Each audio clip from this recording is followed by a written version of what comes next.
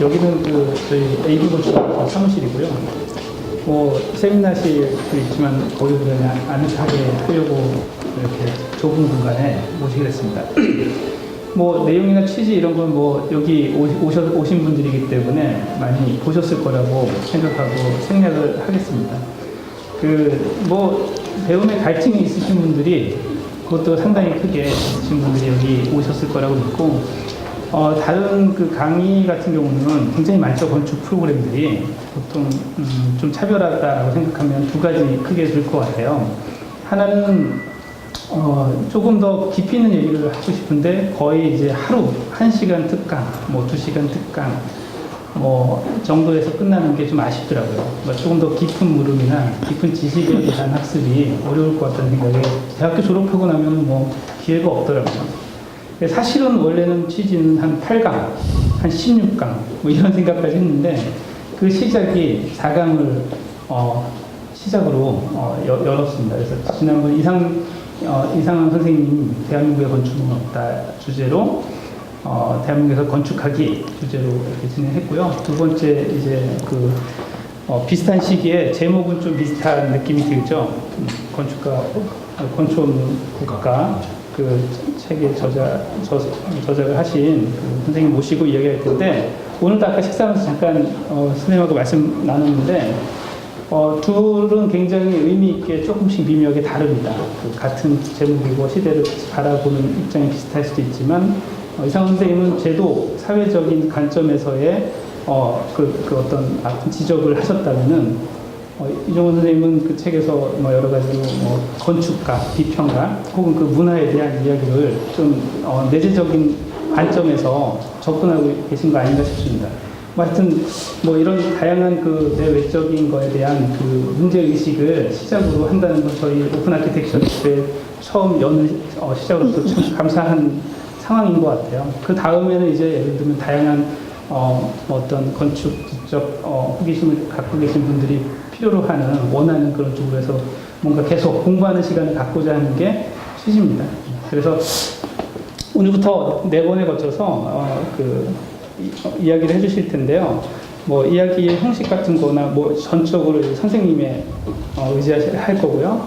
여러 가지 제가 미리 힌트를 드리자면 질문이 아주 중요합니다. 저희 어떤 이어나가는 데 있어서 그 얘기도 같이 더불어 해주실 거라고 믿습니다. 그래서 조금 여러 가지 형식적인 면에서도 좀 다른 느낌이 들 수도 있으실 텐데 어쨌든 그 이야기를 시작해 주셨으면 감사하겠습니다. 감사합니다. 저희 이종건 선생님을 박수로 모시겠습니다. 학교 바깥에서 저 뒤에 있는데 목소리가 잘 들릴지 모르겠습니다. 제가 목소리가 크지를 못하고 목이 그렇게 생물학적으로 좋은 컨디션으로 안 가지고 태어나서 크게 말을 못하니까 잘 안 들리시면 가까이 오시든지 그냥 안 들으시든지 알아서 하시고, 다들 어른이시니까 주체적으로 주관적으로 알아서 하시기를 바랍니다. 어쨌거나 저는 큰 소리는 안 할 테니까 나머지는 여러분들의 몫입니다. 그리고 제가 그 학교 바깥에서 이렇게 오래간만에 말하자면 열정을 가지고 오신 분들하고 만나는 경우는 그렇게 많지 않은데, 대개는 일방적으로 조금 전에 김호중 씨가 얘기했듯이 특강의 형식으로 듣기 싫은데도 막 듣고, 듣고 싶은 사람은 한 10%, 20%밖에 뜻이 안 되고 이렇게 마치 예비군 동원하듯이 동원해서 하는 그런 유의 특강을 했었지만, 물론 이런 경우도 가끔은 있지만 그렇게 흔치 않은 경우라고 생각하는데, 거기다가 또다시 김호중 씨 얘기했듯이 저는 일회성을 좀 싫어합니다. 그래서 건축 잡지도 마찬가지고 한번 이렇게 일회에 한해서 글이든 작품이든 코멘트든 비평이든 이론이든 나가면 싹 정리되고 또 새로운 게 들어서고 이렇잖아요. 원나잇 스탠드가 좋긴 한데 짜릿하긴 한데 지속적인 즐거움이나 이런 거는 아니잖아요. 감각에 멈출 때는 괜찮은데 그게 아닌 경우는 그것이 가지고 있는 한계와 문제점들이 굉장히 심합니다. 그래서 일회성이 아니고 적어도 한 4차례는 만날 수 있고 그러니까 좀 더 의미 있는 시간이 되지 않을까. 그래서 첫 번째는 여러분들이 열정 있는 사람이니까 돈 주기까지 왔겠고, 두 번째는 한 번으로 끝나는 게 아니니까 적어도 우리가 한 번에 잘못된 만남으로 끝나는 건 아니고 네 번쯤은 볼 수 있겠다. 그래서 좋은 생각이 듭니다. 그리고 이제 강의를 시작하기 전에, 강의라기보다 뭐 그냥 제가 말씀을 드리기 전에 제 특성을 간단하게 몇 가지만 말씀드리고 시작하겠습니다. 밥 먹으면서 그런 얘기 했는데 저는 뭐 강의 준비를 한 적이 없고 또 하는 성격이 아닙니다. 첫 번째는 준비하면서 알게 되는 내가 무슨 말을 할까를 준비하는 말을 와서 한다는 게 싫어요. 그래서 그렇게 기계적으로 반복하는 게 싫어서 안 하고, 그러니까 한편으로는 여기 와서 제가 무슨 말을 할지도 모른 채 와서 말하면서 그 시간에서 그 감정에 여러분들과 교감 속에서 어떤 언어들이 주어져서 시간들을 채우는 게 더 가치 있다고 생각하는 사람 중에 하나입니다. 그리고 뭐 책 한 권을 딱 잡아서 마지막까지 쭉 떼면 공부를 제대로 했다라고 생각하는 사람이 아닙니다. 가다가 엉뚱대로 써도 여러분들에게 뭔가 하나 깨우칠 게고 생각할 거리가 남았다면 그게 성공적이라고 생각하고, 뭐 유명한 뭐 보르헤스니 여러 작가들이 있잖아요. 그런 양반들이 가다가 뭐 엉뚱한 대로 세고 그래서 책 한 권을 잘 못 읽는 사람들 많았어요. 유명한 시인들도 그랬고, 공간의 시작을 쓴 바쇼라르도 그랬고, 이렇게 가다가 자꾸 상상이 되니까 우리 식으로 말하면 삼천포로 빠져서 이걸 제대로 못 가는 거예요. 그러니까 이게 조직적으로 처음부터 마지막까지 이게 쭉 가서 하나를 끝내야 끝난다는 생각을 저는 안 하고 주어진 시간을 그냥 제가 할 수 있는 만큼 충실히 하고 가급적 제가 그런 것도 잘 안 하는데 김호중 씨가 닥달을 해서 네 번의 강의를 어떻게 할 거냐고 자꾸 얘기를 해서 달라고 그래가지고 어쩔 수 없이 주었는데요. 그게 막 섞이기도 할 겁니다. 그러니까 저는 그렇게 조직적인 인간이고 정리형 인간이 아니니까 그게 막 섞이더라도 여러분들은 잘 알아서 들으시고, 그리고 언제든지 말 중에 여러분들은 질문을 하시면 됩니다. 뭐 마음에 안 드는 말을 들었다거나 혹은 논리적으로 뭔가 이상하다거나 또는 현실성이 없다거나 뭐 어떤 입장에서는 어거리를 안 하실 경우에 혹은 질문이 생길 경우에 또는 당신들이 말하고 싶을 경우에 서슴없이 말씀하시면 됩니다. 뭐 손댈 필요도 없고 그냥 툭툭 던지면 그냥 제가 들었다가 또 말씀할 테니까 자유롭고 편안하게 말씀하시길 바라고, 어쨌거나 귀중한 시간이고 삶의 에너지를 여러분들이 서서히까지 왔고 저도 왔는데 저도 여기 돈 벌러 온 것도 아니고 아무것도 아니에요. 그냥 그런 열정이 중요한 것 같아서 오게 된 건데 이 시간들이 소중하게 삶에 도움이 되기를 바라고 우리 모두에게 쓸데없이 시간 낭비했다라고 하는 감정이 안 들기를 바라요. 오늘 제가 대체적으로 말씀을 드릴 것은 우리나라가 이상하게 여러분 알다시피 현대건축이 한 1960년도부터 시작되었어요. 60년대부터 시작돼서 지금이 2010몇 년, 24년이니까 한 50년이 됐잖아요. 반세기가 흘렀는데 우리가 쓰고 있는 건축 또는 우리가 하고 있는 건축 또는 우리가 추구하고 있는 건축에 대해서 본질적인 질문을 던졌다거나 반성을 해본 경험들이 없습니다. 말하자면 건축이 뭐냐라고 하기 이전에 우리가 하고 있는 건축이 과연 흔히들 말하는 아키텍처인가? 아니면 왜 그런가? 그러면 아니면 어떻게 할 것인가? 그러면 우리 건축은 도대체 왜 그런가? 뭐 이런 것을 세상에 따져 묻지 않았다는 게 굉장히 저는 이상해요. 저는 이런 생각들이 오래전에 들어서 제가 이제 학생들을 가르치기 시작한 지가 거의 20년이 됐는데요. 그 학교에서는 학생들이 가르칠 때 이런 얘기들을 늘 해왔기 때문에 저는 늘 일상 속에 했지만 공공의 뭐 공간에 그러니까 뭐 책을 통해서나 뭐 디스커션을 통해서나 강의나 뭐 이런 쪽으로는 본격적으로 제기하지 않아서 뭐 그런가 보다라고는 생각되지만 어쨌든 건축 전문가로서는 굉장히 이상하기도 하고 좀 아쉽기도 하고 좀 그렇습니다. 그래서 그 문제를 오늘 대체적으로 좀 하고, 그래서 여러분들 건축을 공부하든 또는 뭐 건축을 실행하든 또는 건축으로 밥을 먹든 건축으로 삶의 기쁨을 누리든 어떤 방식을 하더라도 이 강의를 통해서 뭔가 재조정, 재사고할 수 있는 기회가 되기를 바라고, 여러분들 최근에 우리나라에서 가장 중요한 몇 가지 사건들이 있는 걸 잘 아실 겁니다. 어제까지 뭐 김연아가 뭐 그거 했잖아요. 김연아가 해서 지금 소치 동계올림픽이 막 진행 중이고, 또 한편으로는 얼마 전에 또 뭐 건축의 문제이기도 한데 경주 그 그 뭐예요? 그 강당인가가 무너져서 지금 난리가 났잖아요. 뭐 학생이 부산 외국어대학 학생이 10명이나 죽고 100명이 뭐 이게 사상자가 나고 또 그와 또 비슷한 시점에 이집트에 그 저 성지순례 간 사람들 또 폭탄 테러 때문에 몇 사람 또 죽고 몇 사람은 또 뭐 많이 다치고 뭐 그런 상황이 있잖아요. 이 일련의 상황을 이렇게 보면서 여러분들은 어떻게 생각하시는지 잘 모르겠는데 저는 건축쟁이라 이게 항상 건축으로 보이는 거예요. 제 눈에는 건축으로 보이는데 옛날에 비슷한 사건이 몇 번 있었어요. 성수대교도 붕괴하고 뭐 등등 있었는데 삼풍백화점도 무너지고 그랬어요.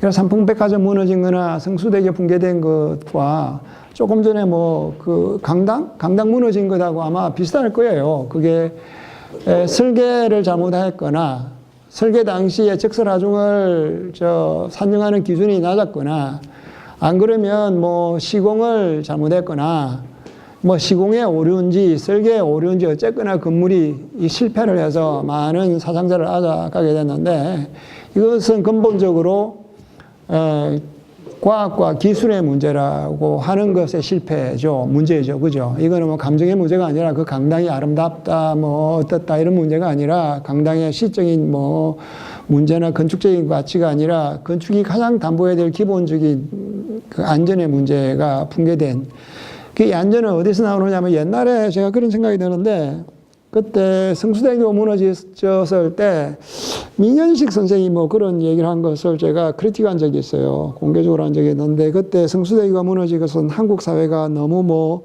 이성 중심으로 갔다거나 뭐 이런 식으로 뭐 생각해서 사회에 대한 발언과 그에 대한 건축적인 새로운 아이디어들을 제시하고 뭐 그러셨는데 그때 제가 뭐 했던 얘기랑 찌먹이랑 똑같습니다만 그것은 이성이 제대로 작동 안 해서 말하자면 과학과 기술을 제대로 실천하지 못해서 문제가 발생한 거죠. 물론 뭐 민 선생의 말씀은 그 문제를 말하자면 과학과 기술을 다루는 사람들의 도덕적 또는 윤리적 문제로 생각하신 거겠죠. 그렇게 해서 당연히 뭐 과학과 기술의 실패지만 과학이든 기술이든 칼이든 뭐 떡이든 케이크이든 뭐든 이것을 다루는 인간의 문제니까 이것을 어떻게 다룰 것이냐 하는 문제죠. 칼도 잘 쓰면 뭐 여러분 알다시피 좋은 데 쓰일 수도 있고 잘못 쓰면 무기화돼서 해칠 수도 있고 인터넷도 그렇고 세상 만물은 다 만물 그 자체가 선과학이 없잖아요. 어떻게 쓰느냐에 따라서 어떻게 제한하고 어떻게 조절할 것이냐 문제에 따라서 결정되는데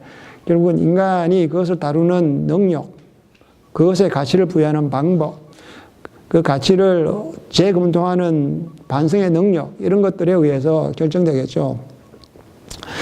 시나이 반도로 갔던 성지 순례에 들어간 것을 생각하고 또 거기 이제 테러가 발생했잖아요. 테러가 발생했는데 이 테러를 주로 이제 주도하는 쪽은 이쪽은 저쪽이 나쁜 놈이고 저쪽은 이쪽이 나쁜 놈이죠. 그걸 전문용어로 펀더멘털리즘이라고 부르잖아요. 근본주의자들. 그러니까 그 이슬람 근본주의자들이 자기들이 했다고 이제 얘기를 했는데 펀더멘털리즘이 가지고 있는 문제점이죠. 그 반대편에는 이 펀더멘털리즘만큼이나 펀더멘털리즘이 이것을 악으로 규정하는 거고 이쪽은 이쪽을 악이라 생각해서 일종의 성전을 벌리는 거죠. 그죠?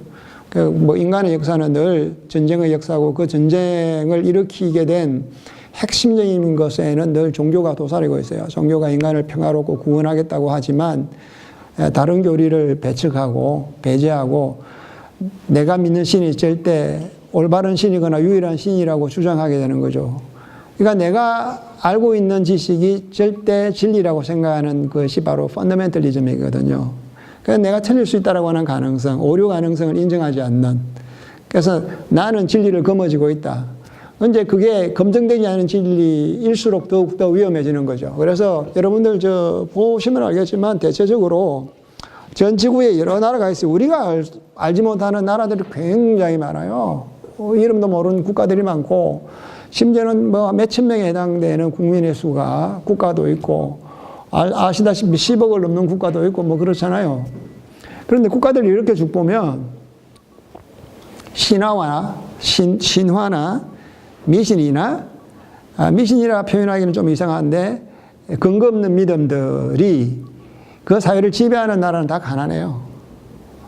그리고 조금 더 확장해서 동양이, 특히 또 한국이 서구에 지배당했잖아요. 왜 지배당했을까요? 지배당한 것은 근본적으로 과학과 기술 때문이거든요. 세계를 지배하는 것은 과학과 기술이거든요. 힘을 만들어내고. 아시다시피 전쟁을 치는데 중국에서 화약을 만들었지만 화약을 총알과 총과 이렇게 해서 상대방을 사람이든 뭐 인명이든 뭐든 파괴할 수 있는 능력을 만들어내는 기술에 의해서 힘이 좌우되는 거예요. 뭐 칼 잘한다고 이거 무술 잘한다 그러면 총 한 방 쏘면 끝나는 거잖아요. 근데 그런 것에 의해서 서양은 오늘날 동양, 특히 한국, 뭐 이런 그 이전의 모든 일종의 표현이 이상한데 문화와 문명을 지배하게 된 것이고, 그래서 오늘날 우리가 여기 앉아 있는 것도 건축이라는 이름으로 앉아 있는데 이 건축도 동양에는 없어요. 건축이라고 하는 문화도 없고 용어도 없어요. 특히 우리나라에도 마찬가지고 이 건축은 서양의 문화입니다. 그리고 건축 그럴 때는 반드시 그 앞에 괄호가 서구의 건축 이렇게 되지만 서구라는 말은 중복적인 용어예요. 서구의 건축이라 할 것, 건축은 서구 건축밖에 없기 때문에. 그 어떤 사람들은 뭐 이런 얘기 하잖아요. 뭐 나는 도시 건축을 한다. 그러면 촌 건축이 있고 도시 건축이 있어요? 그런 거 없거든. 그렇게 말하자면 건축이 세계를 지배했을 때는 건축은 하나밖에 없어요. 서구 건축이죠. 그래서 이제 1차적으로 문제는 이 건축이라고 부를 때 서구 건축밖에 없는데 말하자면 국가, 법, 스포츠, 올림픽 이 모든 것들은 서구가 만들어 놓은 게임에, 놀이에 또는 뭐 사회 뭐라 그럴까요? 작동의 뭐 문화의 논리인데 그 바깥에서 다른 것을 버릴 수 있는 가능성이 이제는 사라졌다는 거죠. 그러니까 김연아가 스케이팅을 하든 뭐 스피드 스케이팅을 하든 쇼트트랙을 하든 김연아가 움직이는 모든 것들이 점수되잖아요. 분석되고 계량화되고 그로 인해서 판단되고 또 그것에 맞춰서 훈련해서 금을 따는 거고, 그러니까 그 세세한 모든 것들이 분석되고 단편화되고 그 단편화된 것들의 연말을 다시 재결합해 나가야 무언가가 되는 거예요. 그런데 우리나라 사람들은 특히 이제 옛날부터 그 편견들이 많은데 서양은 분석적이고 동양은 뭐 종합적이라든가 직관적이라든가 이렇게 해서 서양을 폄훼하거나 낮추어 보거나 약간 다르게 생각하죠. 그래서 분석은 나쁜 것이고 서양은 이성이고 동양은 뭐 감성이다 뭐 직관이다 이렇게 해서 탁 분리를 해서 서양은 뭐 비인간적이고 뭐 이렇게 몰아붙이죠. 근데 그건 서양과 동양을 나누는 가장 뭐라 그러냐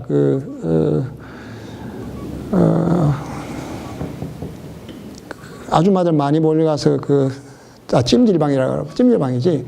찜질방에서 할 수 있는 얘기 정도죠. 그러니까 동양과 서양을 그렇게 나누는 거는 천박하기 짝이 없는, 그냥 뭐 지나가는 뭐 공부를 안 한 아줌마들이 하는 얘기 수준이고, 실제로 동양과 서양을 그렇게 구분하는 것보다는 훨씬 더 현대와 현대 이전을 구분하는 게 더 맞죠. 예를 들면 우리나라 사람들은 뭐 한의학을 내세우면서 서양의학은 분석적이고 뭐 그런데 우리나라 뭐 한의학은 어떠느니 통합적이니 뭐 우주와 우리 몸이 소우주니 뭐 이렇게 얘기하잖아요. 근데 실제로 서양도 르네상스까지는 인간을 소우주로 봤어요. 그러니까 말하자면 고대 세계가 있고 현대 세계가 있는 거예요. 서양과 동양보다는 고대 세계와 현대 세계의 그 차이가 훨씬 더 드라마틱한 거예요. 그러니까 이것을 마치 고전과 현대의 문제를 동과 서의 문제로 나누는 것은 심각한 착각이고 오류예요. 대개는 말이죠. 동서양을 나누는 기준은 그렇게 안 나누고 동양은 주로 이제 부디즘 쪽으로 해서 불교 해서 내재론 쪽으로, 서양은 주로 유태 그리스도교 해서 초월 쪽으로, 인간을 넘어선 초월자의 문제를 초월적으로 바라보고 이거는 내재론 쪽으로 바라보는 것들이 훨씬 더 서양과 동양을 나누는 기준에 가깝죠. 근데 그 얘기를 하는 것이 아니라 문제는 이제 근본적으로 우리가 알고 있는 건축에 관한 얘기를 하고 싶어서 이럭저럭 이제 얘기를 하는데요. 건축을 아까 말했듯이 우리는 건축이 여러분들은 태어날 때부터 있었으니까 여기 지금 뭐 나이가 그렇게 많은 사람이 없잖아요. 태어날 때부터 그리고 대학 갈 때부터 건축가가 있으니까 뭐 그냥 건축이 늘 있어 온 것처럼 생각하지만 우리나라에 건축이란 말도 없었어요. 건축이란 말은 우리나라 이제 19세기 말 1900년도쯤 돼야 우리나라에 쓰이기 시작하는데 그것도 일본 사람이 서양에 들어온 건축이란 말을 번역해서 우리나라에 이식시킨 거예요. 이식시킬 때 여러분 알다시피 지금 한국의 인문학자들의 그 중요한 키워드가 올해 갑오년이잖아요. 그러니까 120년 전에 갑오 경장을 많이 들먹여요. 인문학 하시는 분들이 요즘 뭐 인문학이라는 낱말도 듣기 싫은데 그 양반들이 그 당시의 상황과 지금의 상황이 굉장히 유사하다는 거죠. 그 당시 여러분들은 학교 다닐 때 갑오 경장 이런 거 배웠어요? 갑오 개혁 이런 거 배웠어요? 그때 상황하고 굉장히 비슷한데 그 당시 때 건축이라는 용어 우리나라에 넘어왔어요. 그때 여러분들이 아시는지 모르겠지만 일본이 우리가 이제 성 쪽으로 이렇게 불러들어서 뭔가를 하려고 그럴 때 일본이 들어와서 그거를 빌미로 삼아 우리나라에 들어와서 나중에 우리나라를 지배하게 되잖아요. 그때 이제 일본이 들어오면서 점점 갑오 이제 개혁이라 그래서 우리 뭐 등등인데 일본의 후원, 일본의 힘으로 이제 그 역사학자들은 그래도 우리 스스로 한 것이 있다고, 물론 우리 스스로 한 것도 있지만 일본의 힘에 의해서 가능하게 된 것인데 그쯤에 이제 건축이라는 용어가 우리나라 들어왔고 그래서 조금 이따 우리가 이제 아시다시피 이제 식민주의 국가로 전락하잖아요. 식민주의 국가로 전락하면서 45년대에 해방한다고. 45년 해방되고 또 이제 뭐 좌우 대립이 심하잖아요. 빨갱이니 북한이니 뭐 이러다가 어영부영하다가 또 6.25 전쟁이 터지잖아요. 50년도. 여러분 6.25 전쟁 그 몇 년에 터진지 모르는 여자들 많을 거야. 남자도 그렇고 아마. 6.25 전쟁 터져서 또 막 그냥 온 나라가 개판이 되잖아요. 먹을 것도 없고 완전히 이제 개판이 되는 거지. 극빈에 세계에서 제일 가난하고 제일 먹기 힘든 궁색한 나라로 전락했다가 그리고 이제 또 정치적으로 문제가 심각해져서 결국은 지금 박근혜 대통령의 아버지 되는 양반이 별 2개를 달았을 때 쿠데타를 일으켜서 군사혁명을 해서 이제 군사 독재를 한 20년간 하게 돼요. 그러면서 그때 61년도에 들어올 때 이제 뭔가 우리가 사회가 강력한 그 당시는 군사 독재 힘에 의해서 강제적인 안정을 가지게 되죠. 그 이전에 많은 뭐 혼돈과 뭐 이런 등등이 있는데 근데 일본 사람이 아까 말했듯이 건축이라는 말을 우리나라에 들고 들어오면서 우리가 식민지로 전락하면서 일본 사람들은 그 건축이라고 하는 그걸 자기 그 제국주의를 만들어 나가는 하나의 기획으로 건축을 써요. 그 일본 사람들은 여러분 그 얘기 들었는지 모르겠지만 한일 합방하기 훨씬 전부터 일본에 뭐 요즘도 그렇잖아요. 어느 나라에 간다 그러면 경제학자 데려가고 막 그렇듯이 수십 명의 학자들을 데려왔는데 수십 명이 아니라 아마 100명이 넘을 거예요. 거기에 건축학자들도 많았어요. 그래서 우리나라 뭐 중요한 건물들, 방가들 이런 것들을 다 실측을 하고 그 다음에 한국에 있는 그 중요한 그 방가나 이런 건물들을 불을 다 태워서 없애버렸어요. 그래서 민가 중에서 중요한 방가는 그 당시 80~90%가 전소돼 버렸어요. 그러고는 일본 사람들이 도면을 다 실측해서 가져가 버리게 돼서 이제 제국주의로 한국이라는 땅을 일본으로 이렇게 완전히 흡수하기 위해서는 한국의 말도 그렇고 이름도 그렇고 문화를 다 개조해야 되니까 그 당시 이제 본격적으로 제국을 만들어 나가는데 여러분 알다시피 이상시인이 있죠? 이상시인도 조선 총독부의 제도사였다는 건 아세요? 건축 제도사였어요. 기사였는데 그 당시 건축이라고 하는 것은 제국을 만들어 나가는 데 동원되는 기술자예요. 건축이라는 개념은 처음부터 식민주의라고 하는 개념 안에 들어와서 출발했어요. 우리나라는. 그런데 아까도 말씀드렸지만 우리나라 현대 건축사가 한 50년에 접어들어도 식민주의 비판을 한 번도 해본 적이 없어요. 그것도 굉장히 놀라운 일이죠. 어쨌거나. 그래서 이제 우리나라에 처음에 건축이라고 하는 그 문화는 일본의 제국을 만드는 도구로 전락하고 기술자로 전락해서 왔다가 이제 해방이 되고 전쟁이 나고 조금 전에 이제 한국 사회가 혼란에 이제 휘말리고 그러다가 강력한 그 군사 독재에 의해서 이제 강제적인 안정을 구하면서 여러분 요즘 알고 있는 한국건축가협회라는 거 있죠. 건축가협회가 그 당시에 만들어져요. 작가협회라는 이름으로. 그게 이제 오늘날에 이제 건축가협회가 되는데 그러다가 좀 이따가 여러분 요즘 아는지 모르겠는데 동사무실 그 앞에 가면 데스방이라고 하는 거 있어요. 번호 또 이제 공부를 못하는 사람들 못하니까 서류를 대신 작성해주는 그 데스방에 있는 대형업자들이 건축 면허를 공짜로 받아요. 그 공짜로 받으면서 지금 있는 건축사 협회를 만들어요. 그리고는 이 사람들이 이제 그 합격 건축사 시험 국가 시험을 굉장히 쿼터를 줄여서 우리 대학원 다닐 때까지 뭐 몇 명을 안 뽑아서 그게 고등고시보다 더 힘들어. 건축사 자격증 따는 게 엄청나게 쫄아서 이 사람들은 건축사만 가지고 있으면 한 달에 몇백만 원 공짜 돈이 생겼어요. 그러니까 엄청난 그 이권을 독점하기 위해서 건축사 시험을 통제를 했던 거죠. 그러다가 뭐 이제 좀 젊은 사람들이 유학 갔다 오고 하면서 이제 그 문제를 버리고 노동조합이라는 게 생기고 뭐 이렇게 하면서 막 데모도 하고 이렇게 해서 이제 쿼터가 좀 늘어났어요. 그나마. 그래도 지금은 우리나라 사람은 건축사 시험의 합격률이 지금 한 30% 되나? 그럴 거예요. 30% 안 될 거예요. 한 20%좀 될 텐데. 예컨대 미국 같은 경우는 합격률이 70%에서 80% 된단 말이죠.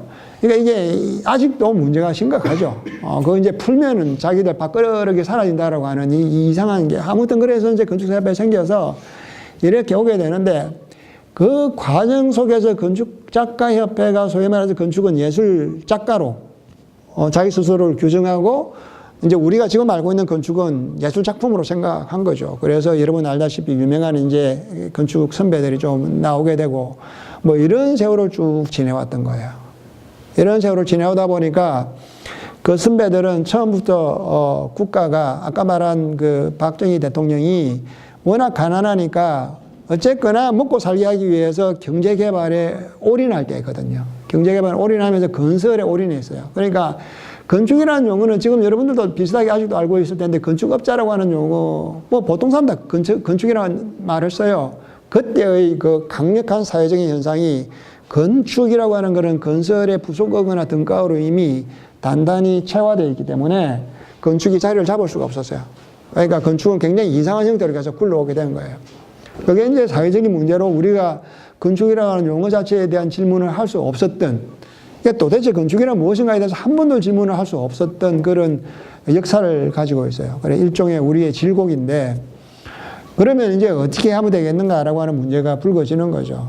여러분이 어떻게 알고 계신지 모르겠는데, 아키텍처라는 거를 이제 아까 말했듯이 우리나라도 이상해요. 우리나라가 전 세계적으로 아주 그 독특한 나라가 건축가냐 건축사냐 막 이 싸움이 붙었죠. 간혹 싸움이 붙고 있는 논쟁도 하고 있는데 아키텍트를 건축사라 불러야 된다는 사람도 있고 그게 아니다 건축가로 불러야 된다는 사람이 양쪽 다 이제 문제가 심각하죠.